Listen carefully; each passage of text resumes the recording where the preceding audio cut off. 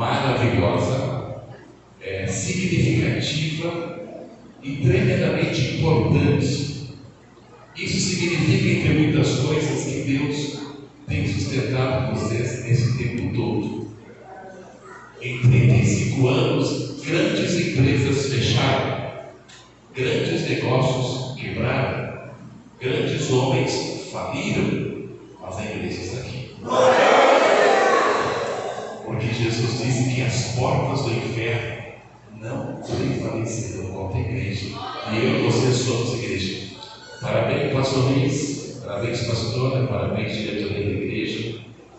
Obrigado pelo convite de estar aqui com vocês nesta data especial. Obrigado, Daniel, Malé, por nos acompanhando na nossa igreja. Uma alegria ter vocês aqui, que são filhos dessa casa. Você é da parte, né? E a gente está muito feliz. Muito obrigado mesmo. Em nome da nossa igreja Batista Filadélfia, em nome de toda a nossa convenção nacional, a gente agradece pela vida de vocês, a fidelidade de vocês, o amor que vocês têm pela obra de Deus. E é muito bom, eu estou muito feliz de estar aqui. Eu tenho certeza que Jesus tem valência para nós. Eu preciso, você precisa, todos nós precisamos. E Ele tem algo muito bom para nos dar nessa noite. A gente não vai sair do mesmo jeito que a gente entrou. Quando o povo de Deus se reúne, se congrega e tem um propósito, Deus se faz presente. E Deus tem algo muito bom para mim e para você. Amém? Evangelho de Marcos, capítulo 15.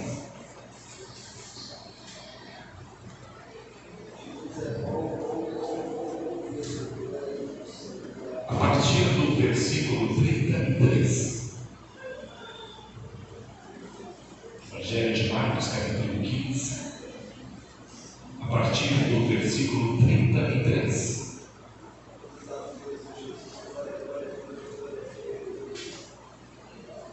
Vamos ler até o 39. Marcos 15, 33 a 39. Quem achou diz amém.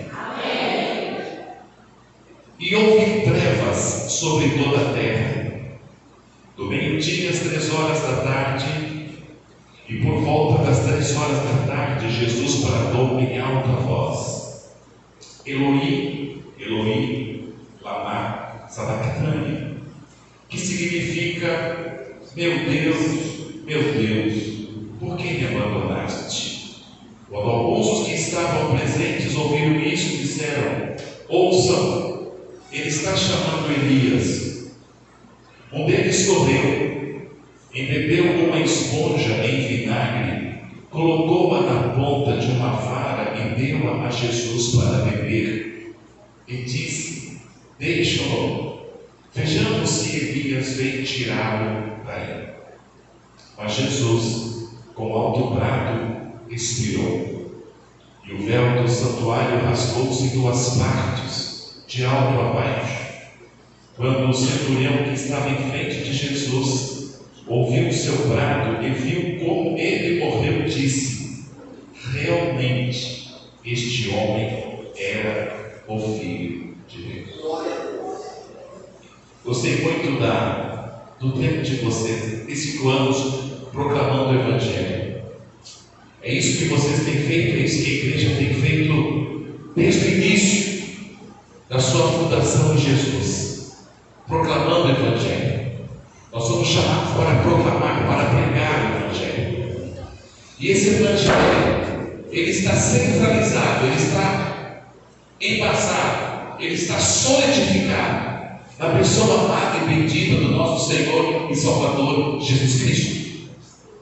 Essa passagem de Marcos retrata o momento da morte de Jesus. Marcos registra o momento em que Jesus morreu. E Marcos tem uma visão diferente de Mateus, diferente de Lucas e diferente de João. Isso é muito importante quando estudamos as Escrituras, porque 4 evangelhos vão contar praticamente a mesma coisa. Quando você lê Marcos, você enxerga enxerga Jesus como o servo sofredor, como o servo que veio para servir a todos, como aquele que deixou a sua glória no céu e veio para ser menor do que nós, que veio para servir a nós, que veio para lavar os pés dos seus discípulos e nos ensinar uma lição entre muitas: humildade. Humildade. A palavra humildade do latim se deriva de uma expressão chamada humus. Humus significa terra, pó. Nós somos feitos do pó da terra. Humildade significa a pobreza humana diante da grandeza de Deus. Humildade significa reconhecermos que não somos nada diante de Deus. Humildade significa saber que devemos ser pobres de espírito para sempre sermos abastecidos e reabastecidos pela bênção do Senhor. A humildade nos ensina que eu sempre devo olhar o outro como meu superior e não o contrário. E isso Deus tem me ensinado muito ao longo do tempo. Deus tem me ensinado que eu não passo do céu. Eu estou aqui para servir vocês. Eu estou aqui para doar a minha vida para vocês, para o meu Deus. Que eu estou aqui para ser bênção na vida de vocês. E essa é a vontade de Deus. E Marcos nos ensina que o papel de Jesus entre muitos outros foi esse. Há dois momentos importantíssimos na vida de uma pessoa. Entre muitos momentos, há dois momentos que marcam. O primeiro momento é o nascimento. O segundo é a morte. Se a gente não tivesse nascido, não iríamos morrer. Agora, dia 25, você comemora o nascimento de Jesus, o Natal. Na Páscoa, a gente comemora a ressurreição de Jesus, porque ele morreu. Eu tenho certeza que vocês são uma igreja muito bem instruída pelo pastor Luiz. Então vocês sabem que, na verdade, Jesus não nasceu dia 25 de dezembro. Se porventura tem alguém que não sabia, eu infelizmente tenho que dizer que a data de Jesus não foi 25 de dezembro. Se comemora 25 de dezembro. E eu, como bom historiador, preciso dizer para vocês que como que nasceu essa ideia de fazer 25 de dezembro. O imperador Constantino, ele adequou o cristianismo, ele puxou o cristianismo para o seu império romano. E em dezembro se fazia uma grande festa para o Deus Sol. Então, como Jesus é a luz do mundo, Constantino teve a ideia de puxar o nascimento de Jesus para o dia do Deus Sol. E se começou a comemorar no dia 25 de dezembro. Na verdade, Jesus deve ter nascido entre os nossos meses aqui, entre março e abril. Talvez final de fevereiro. Sabe por quê? Porque o inverno em Israel começa exatamente quando o nosso verão começa. Agora vai começar o inverno lá. Alguns anos cai neve em Jerusalém, em janeiro e fevereiro. E na noite em que Jesus nasceu, era uma noite fria. Dadas essas informações, vamos ao texto. O primeiro aspecto importante desse texto que Marcos registra é que, de meio-dia às 3 horas da tarde, houve trevas sobre toda a terra. O dia virou noite. De repente, o dia escureceu. 3 horas, toda a terra ficou na escuridão. Aqui nós podemos ver que a própria natureza estava como se fosse protestando contra a maior injustiça que aconteceu.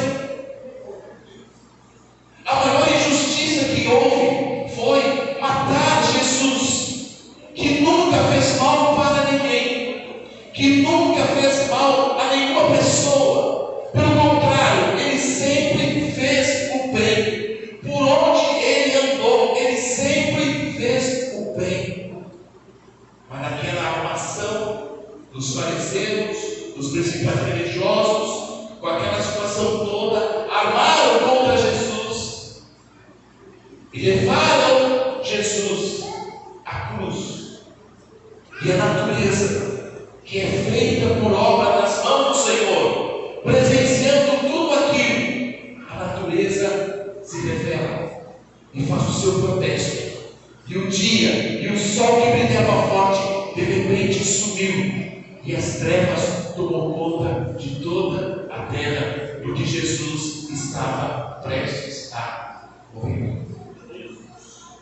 O segundo aspecto dessa mensagem, tremendamente importante, é que Jesus pronuncia suas últimas palavras antes da sua morte.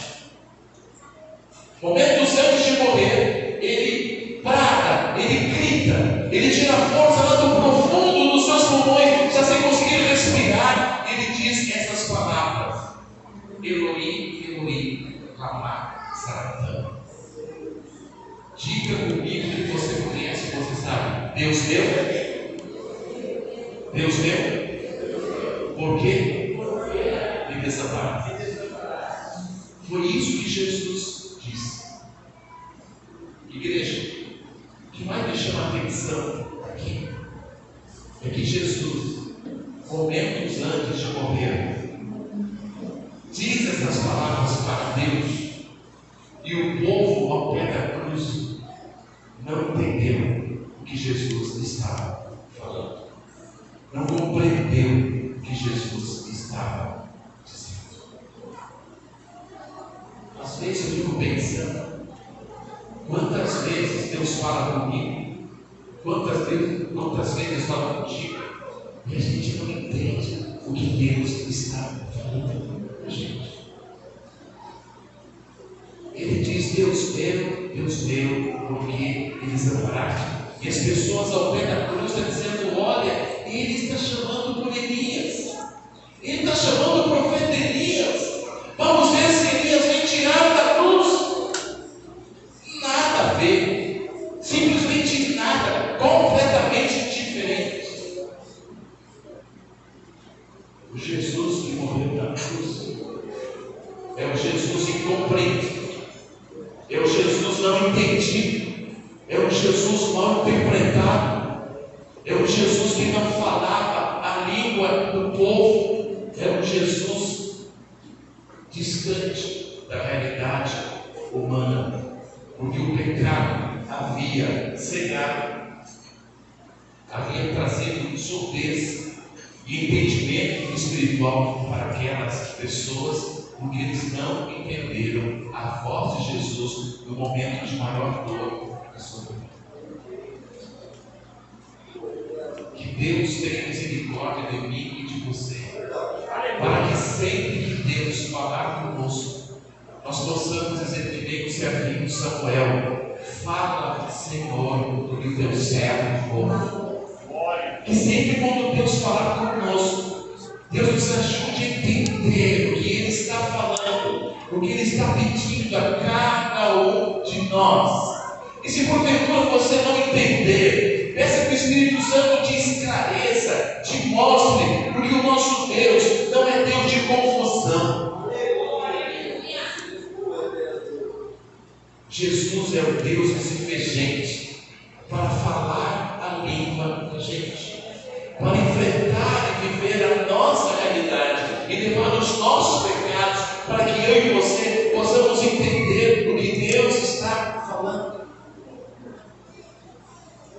O que me preocupa também a mim particularmente, é que às vezes a gente está tão envolvido com tantas coisas, estamos buscando tantas coisas, que a gente não consegue perceber que Deus está falando conosco, que Deus está nos dizendo muitas coisas e nós não estamos parando para ouvir Deus falar.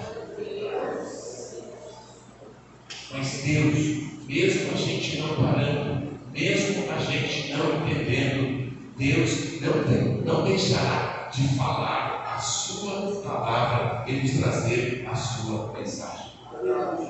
Amém? O terceiro e último aspecto desse fato que Marcos registra é que quando Jesus expirou, quando Jesus morreu, o véu se rasgou de alto a baixo. Para que você possa entender isso, para que você possa compreender o significado deste véu que foi rasgado de alto a baixo, você precisa fazer uma viagem imaginária ao antigo templo de Jerusalém. O templo de Jerusalém significava o lugar mais sagrado dos judeus. O templo de Jerusalém significava a própria habitação de Deus naquele lugar. O templo de Jerusalém é tão importante para os judeus ainda hoje, do que aquilo que sobrou do templo que Herodes construiu, que está lá em Jerusalém até hoje, que é o muro das lamentações. Aquele lugar é sagrado e os judeus oram 24 horas diante do muro das lamentações, que é aquilo que sobrou do antigo templo, do templo de Herodes. Dentro do templo havia um lugar chamado Santo dos Santos, que ficava no santuário, no altar. E para entrar no Santo dos Santos havia este véu, havia essa cortina. E durante uma vez por ano, o sumo sacerdote entrava neste lugar para fazer ofertas e pedir perdão pelo pecado do povo. E o sacerdote precisava se purificar, se santificar, e ele entrava com uma corda amarrada no seu corpo. E tinha um sininho, porque se porventura aquele homem estivesse em pecado, se alguma coisa na vida daquele homem não estivesse de acordo com Deus, aquele homem simplesmente teria morto lá dentro. E ninguém poderia entrar lá para tirar o corpo dele, porque senão ficaria lá. Então a corda ficava do lado de fora. Quando aquele sininho parava de bater, era sinal que o sacerdote morreu. Então tinha que puxá-lo com aquela corda. E por isso ele entrava. E ele fazia um sacrifício para que Deus perdoasse o seu povo. Aquele véu, aquela cortina que tinha uma espessura muito grande, não é a cortina da tua casa nem da minha casa, é uma espessura muito grande. Aquele véu que ninguém podia encostar a mão se rasgou de alto a baixo. Não foi de baixo para cima, foi de alto a baixo. Sabe por quê? Quando Jesus morreu, Jesus abriu o acesso a todas as pessoas, em todos os lugares, em todos os momentos, em todas as circunstâncias, para Deus. O caminho está aberto para Deus, a porta está aberta para Deus. Nada pode nos separar do amor de Cristo Jesus. Todos nós temos livre acesso a Deus. Quando você toca os teus joelhos, quando você ora, Deus ouve a tua oração, Deus escuta o teu clamor, porque não há nenhuma barreira que pode impedir a nossa comunhão com Deus. A iniciativa foi de Deus. De baixo para cima é que Deus tomou a iniciativa de romper, de rasgar, de abrir. Quando Jesus morreu, Ele abriu, Ele tirou todas as barreiras e nos deu livre acesso à presença de Deus. Por isso, enquanto nós oramos, Deus nos ouve. Por isso que você não precisa de nenhum intermediário humano, porque Jesus é aquele que intercede por nós. O Espírito Santo ora por mim, por você, com gemidos inexprimíveis, e traduz a nossa voz para que Deus possa se entender. Se nós muitas vezes não entendemos Deus falar, Deus sempre vai entender você. Porque além das palavras que a gente fala, Ele chega no profundo do nosso coração. Ele conhece o íntimo do nosso ser. E às vezes, quando não há palavras para falar, e quando suas lágrimas saem, e quando sai só o choro e o gemido, Deus lê o meu e o teu coração, porque Ele sabe o que cada um de nós está passando, o que cada um de nós está precisando, o limite de cada um de nós, Ele conhece.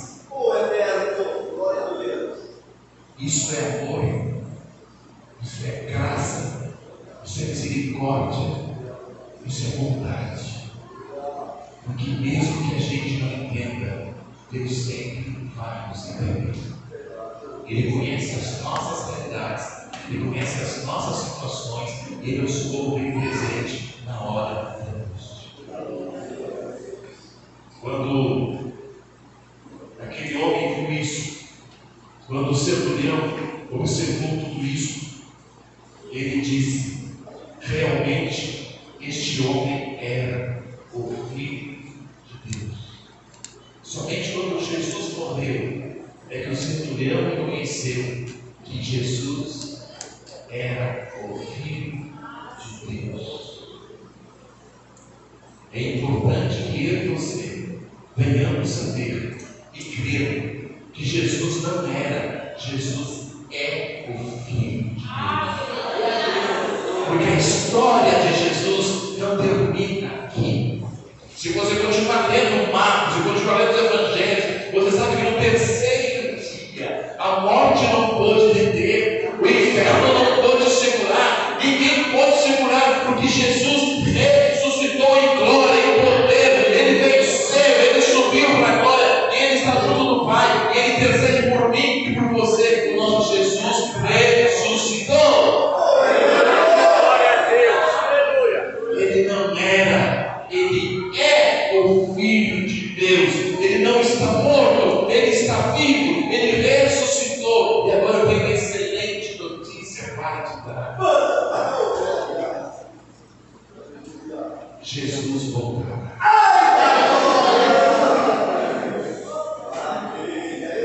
Jesus voltará. Igreja, vamos nos preparar e nos consagrar, porque a sua volta está muito próxima. Os sinais estão se cumprindo, as profecias se cumprem no mundo todo, o selo está fechando no mundo todo, a palavra tem que se cumprir, e Jesus breve voltará para buscar a sua igreja, para buscar a sua noiva, para buscar eu e você que estamos em Cristo Jesus. Então não permita que nada te tire da presença de Jesus. Vou falar uma coisa para vocês. O inimigo tem feito tudo o que pode para nos tirar da presença de Deus.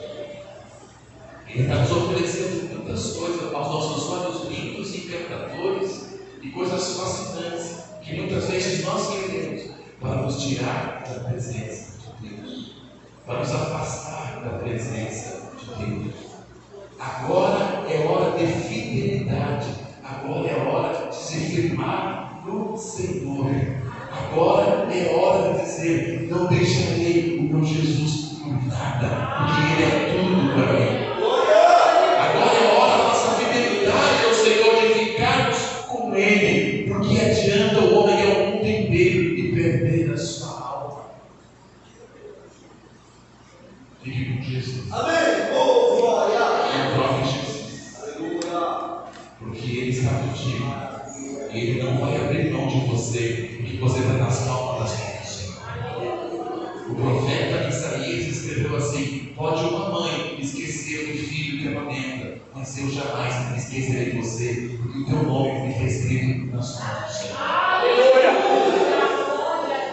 Então, meu irmão, fique firme. Fique firme, porque Deus tem grande vitória para você em nome de Jesus. Segure a onda com Jesus, que vai passar e você vai cantar o hino da vitória. Todas as promessas que Deus fez na tua vida, que ainda não se cumpriu, antes da tua morte, serão cumpridas em nome de Jesus. Porque Deus é fiel e não é homem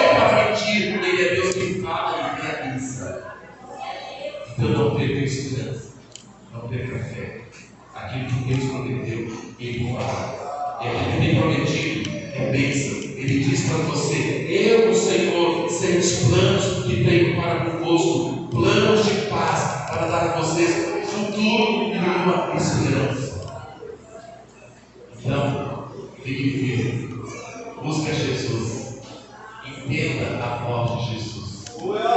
Amém? Para finalizar, quando Jesus morreu, o dia virou noite. Quando Jesus ressuscitou, a noite virou dia. Glória a Deus. A luz sempre prevalecerá. Glória a Deus. Jesus é a luz do mundo. E Jesus olha para mim, para você e diz assim: vocês são a luz do mundo.